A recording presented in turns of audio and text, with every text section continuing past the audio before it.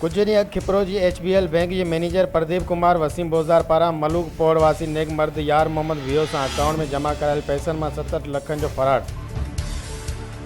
Account holder यार मोहम्मद वियो जा ॿई हथ मथे ते अची विया। मैनेजर समेत ॿियो हमलो बैंक छॾे गुम। बैंक इंतज़ामिया बि मिस्किन अकाउंट होल्डर सां इंसाफ़ न कयो। अकाउंट होल्डर खे जारी कयल फारम में मोबाइल नंबर हिकिड़ो त ॿिए पासे अकाउंट में ॿियो नंबर ॾिनल आहे। अकाउंट होल्डर यार मोहम्मद वियो ॿुधायो त मुंहिंजो फ़ोटो अकाउंट हुयो, उनमें मुंहिंजी गैर मौजूदगी में चेक कीअं पास थिया। हिन अहिड़ा इख़्तियारनि तोड़े HBL बैंक इंतज़ामिया खां मुतालबो कंदे घुर कई त मुंहिंजी फ़बाइल रक़म वापसि कराए मूंसां इंसाफ़ कयो वञे।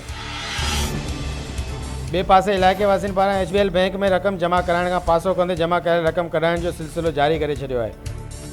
बैंक इंतज़ामिया खे घुर्जे त पंहिंजी साख बचाइण ख़ातिर मैनेजर ऐं ॿिए हमले ख़िलाफ़ क़ानूनी कार्रवाई कराए यार मोहम्मद वियो सां इंसाफ़ कराए।